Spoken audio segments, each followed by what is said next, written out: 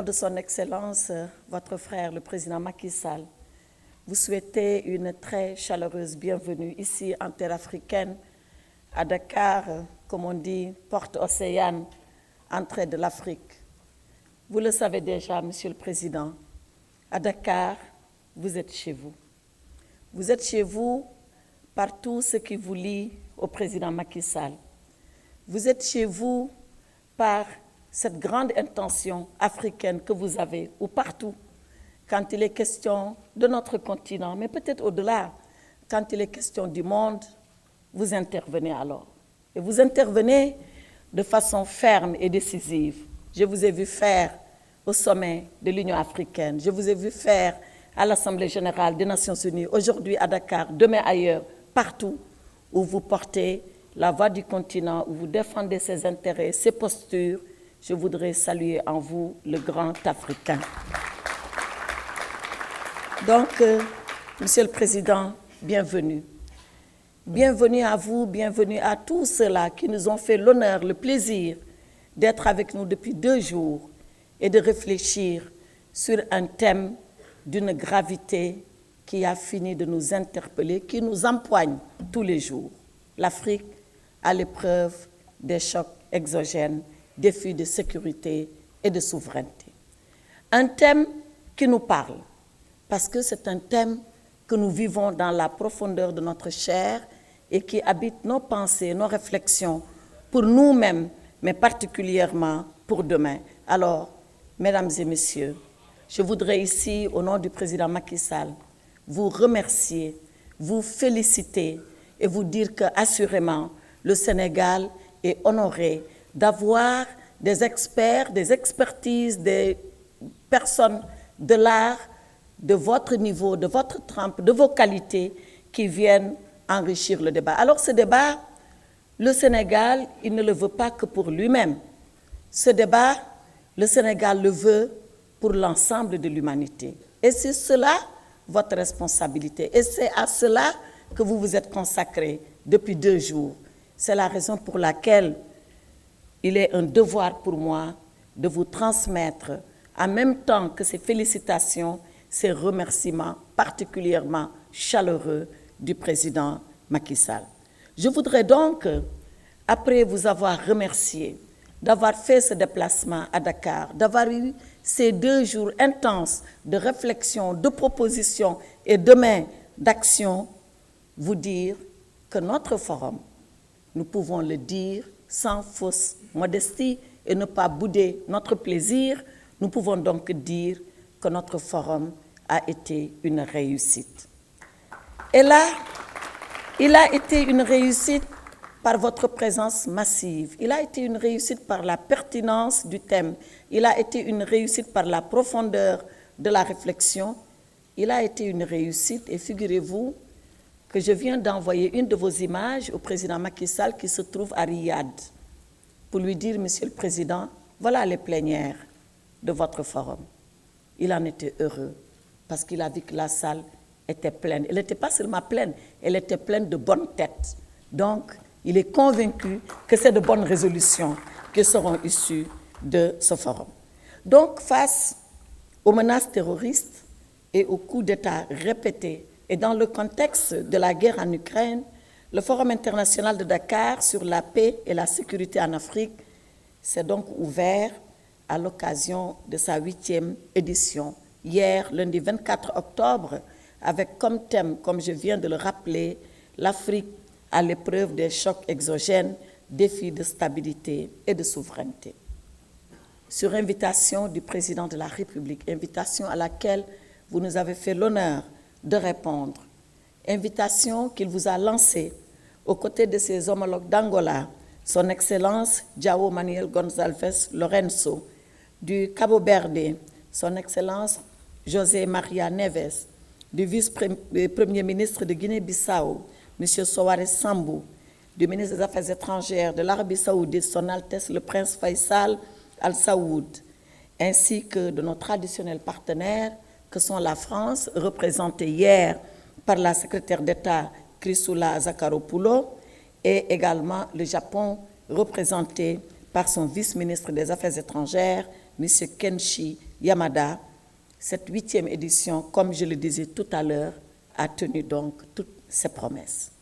Ce forum a accueilli plus d'une trentaine de délégations ministérielles, auxquelles se sont ajoutées une dizaine d'institutions internationales, au nombre desquelles celles des Nations Unies, de l'Union africaine, de la CEDEAO, de l'Union européenne ou encore de l'OTAN, sans oublier les dizaines d'organisations non gouvernementales et de think tanks présents. Voilà donc l'éventail de représentation de ce forum. Qu'il me soit donc permis ici de remercier toutes les délégations étrangères, mais surtout les experts de haut niveau que vous êtes, qui ont contribué de façon considérable à la richesse des débats tout au long de ces 2 jours. Et vous le savez, mesdames et messieurs, les chefs d'État et de gouvernement présents à cette 8e édition ont tous plaidé pour une meilleure intégration africaine en vue d'un meilleur impact de l'Afrique dans les relations internationales et dans les niveaux de prise de décision. Ils ont tous appelé à relever ensemble les défis de stabilité et de souveraineté pour renforcer la résilience de notre continent face à toutes ces crises exogènes. Au cours de la cérémonie d'ouverture, les différents discours des présidents de la République du Sénégal, de l'Angola et de Cabo-Verde, ainsi que celui du vice-premier ministre de Guinée-Bissau, sont allés dans le même sens, en dépeignant en premier lieu, et malheureusement c'est l'état des lieux, un tableau sombre, des maux endogènes dont souffre l'Afrique, notre continent, avec une insistance particulière sur la recrudescence des changements anticonstitutionnels de régime politique qui retardent le développement du continent, la pauvreté, l'insécurité alimentaire, les conflits armés, l'expansion du terrorisme, les difficultés des États africains à apporter des réponses adéquates à tous les maux que traverse l'Afrique. Voilà donc le constat et l'état des lieux pour ce qu'il en est. Nos différentes autorités ont également reconnu que la pandémie de la COVID-19 depuis fin 2019 et la guerre en Ukraine depuis février 2022 sont venus ralentir tous les efforts qui ont été consentis pour faire face aux défis endémiques du continent et aggraver ainsi les conditions sociales et économiques de nos populations. Par ailleurs, nos chefs d'État ont souligné l'impact des chocs exogènes sur la dégradation des économies africaines et ils ont relevé surtout l'obsolescence du système financier international pensé depuis la fin de la Seconde Guerre mondiale. Le président Macky Sall, plus particulièrement, a, sur ce point, insisté sur la question de la réallocation des droits de tirage spéciaux et la suspension des intérêts de la dette pour permettre à l'Afrique de faire profiter au monde de son énorme potentiel. Il s'agit, pour le président Macky Sall, d'un préalable absolu aux défis de stabilité et de souveraineté. Dans cette perspective, il nous convient donc de repenser, tous ensemble, les rapports entre les États africains et leurs partenaires de sécurité. Toute collaboration dans la lutte contre l'extrémisme violent doit être alignée sur les priorités de sécurité des États africains. Un proverbe wolof de chez nous dit « Loo xam ma demba gën laa xam boppam ». Tu as beau connaître Demba, Demba se connaît lui-même mieux que toi tu le connaisses. Donc, avant de venir nous dessiner les lignes selon lesquelles nous allons assurer notre sécurité, qu'ils nous laissent d'abord leur parler de nos propres solutions. Et ensuite, ensemble, on sera côte à côte la mise en œuvre. Donc, je disais que les orientations et les choix stratégiques en matière de sécurité doivent d'abord émaner des États africains. Nous pensons que cela est indispensable si nous voulons réussir, et ma conviction est que la communauté internationale veut réussir dans cette lutte pour la sécurité, contre l'insécurité, le terrorisme et l'extrémisme violent. Je disais hier, et je le répète, mais je m'excuse de le répéter à des gens plus savants que moi en la matière, que si le terrorisme gît en Afrique, la menace, elle est planétaire, elle est partout. Donc, tout le monde doit considérer que la lutte contre le terrorisme doit être une lutte universelle avec des méthodes, des pratiques et des idées ensemble partagé. Vous, les différents panélistes que vous êtes, vous avez ensuite pris le relais de ce débat et vous avez parlé des orientations stratégiques que nous devrions poursuivre afin de favoriser davantage l'autonomie des organisations régionales africaines pour qu'on puisse mieux appréhender les crises globales de souveraineté et de sécurité en Afrique. L'objectif ici étant de permettre aux États de faire face avec beaucoup plus d'efficience aux conséquences des crises actuelles et de prévenir celles à venir, puisque forcément d'autres crises viendront. Nous sommes assez sages pour le savoir et l'appréhender. C'est donc soucieux de ces enjeux et de ces défis majeurs que le président Macky Sall, par ailleurs président en exercice de l'Union africaine, j'allais dire surtout président en exercice de l'Union africaine, a campé le débat dans son allocution d'ouverture en rappelant avec force l'impérieuse nécessité de renforcer la solidarité internationale par une gouvernance mondiale inclusive pour permettre à l'Afrique de répondre aux défis actuels et futurs de stabilité et de souveraineté, aussi bien alimentaire, pharmaceutique, énergétique que financière. Comme le président Sall l'a rappelé, les travaux du Forum de Dakar visent donc à consolider les dynamiques de paix et à proposer surtout un nouveau regard sur les réponses des communautés économiques régionales aux défis de stabilité. Il s'agira d'évaluer et de proposer les voies et moyens de réaliser les objectifs de souveraineté dans les domaines vitaux que sont la sécurité, l'énergie, l'alimentation et le numérique. Aussi, a-t-il plaidé en avocat du continent en faveur d'une réforme du système des Nations Unies, en insistant sur le fait que ce que l'Afrique demande, ce n'est pas une revendication révolutionnaire, mais une juste équité dans les réformes à intervenir. Et il l'a dit, quand on mettait en place le Conseil de sécurité, les Nations Unies, les institutions de Bretton Woods, nous, Afrique, nous étions où? Tous sous la colonisation. Je crois qu'en dehors du Libéria, aucun État ne pouvait dire ici en Afrique, à l'époque, qu'il pouvait répondre présent. Oui, l'Éthiopie, depuis la Société des Nations, mais tout a été fait sans nous. Et aujourd'hui, c'est nous, Afrique, qui sommes sur le menu de la discussion, comme le disait le général Babacar Gaye.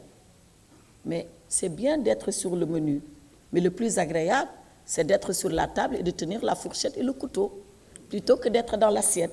Eh bien, l'Afrique veut être sur la table et tenir la fourchette et le couteau.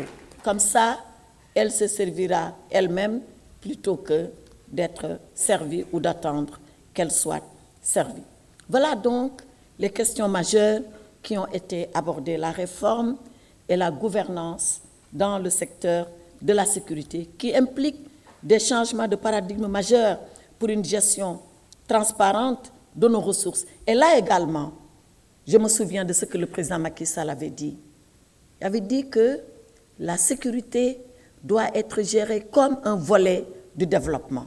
Et que nous, Africains, parce qu'il n'est pas question, comme il l'a dit, que sous le prétexte de choc exogène, qu'on dilue notre propre responsabilité dans ce qui nous est quand même arrivé depuis longtemps. Dire que nous sommes absous de toute responsabilité, c'est faire la politique de l'autruche. Ça, c'est se mettre la tête sous le sable et ne pas voir la réalité. Bien sûr qu'en partie, nous sommes responsables, même si nous ne sommes pas responsables de tout.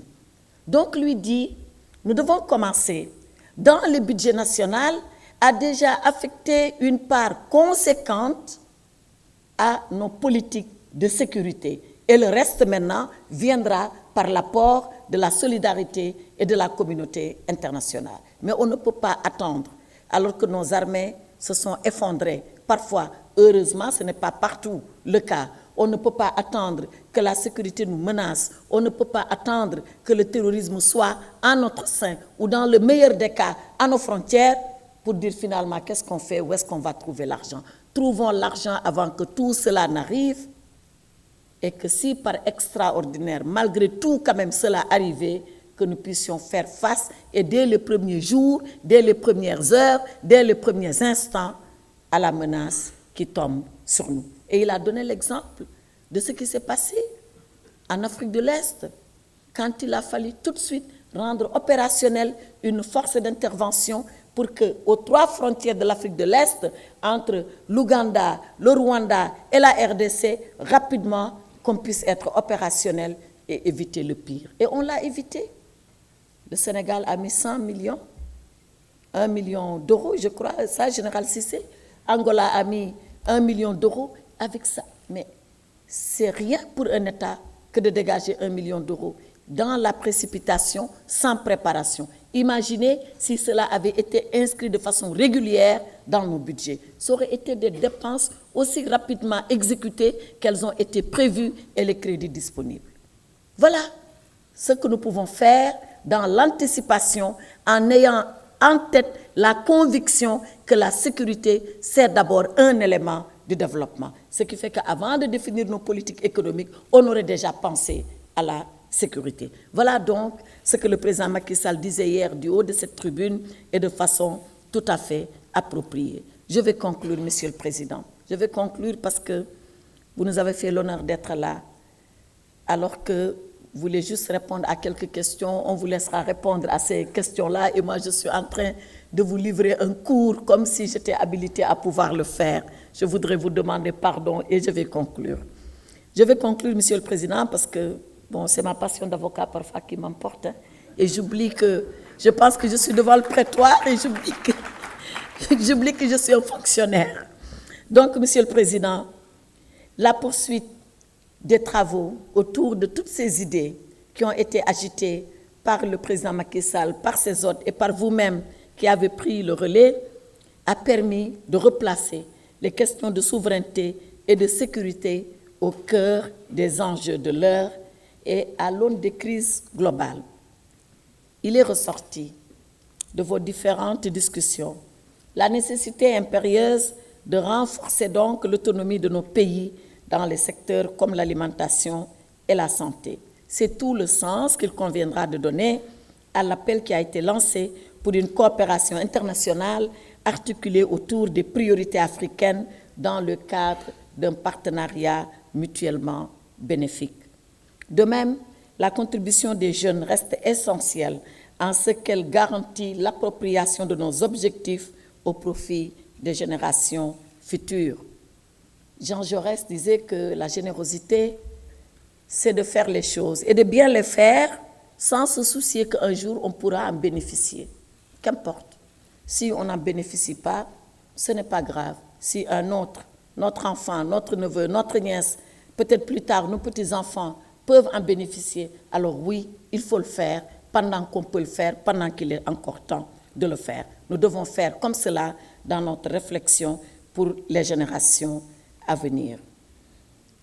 Ainsi, un partenariat international adapté aux exigences de l'Afrique et un secteur privé dynamique et ouvert, ainsi qu'une jeunesse vibrante et innovante, vont constituer les rayons qui vont jeter une nouvelle lumière sur les voies d'aujourd'hui assombries par la paix. Excellences, Monsieur le Président, Mesdames, Messieurs les ministres, distingués, experts, chers participants. Voilà donc les idées centrales, quelques-unes, parce qu'on ne pouvait pas tous les remettre sur le papier, qui ont rythmé nos 2 jours d'intense réflexion et qui nous réconfortent dans notre conviction que l'avenir de l'Afrique est et doit rester prometteur. Je m'honore donc, au nom de son Excellence Macky Sall, président de la République du Sénégal, de pouvoir être ici, à ce lutrin, de vous remercier, vous tous, chacun, pris personnellement et individuellement, de remercier très chaleureusement, à mon nom et à vos noms, à vous tous, le président Mahamadou Issoufou, pour avoir accepté de venir partager avec nous cette cérémonie de clôture. Et c'est sur cet hommage au président Issoufou que je voudrais déclarer clos les travaux de la 8e édition du Forum international de Dakar. Je vous remercie de votre attention.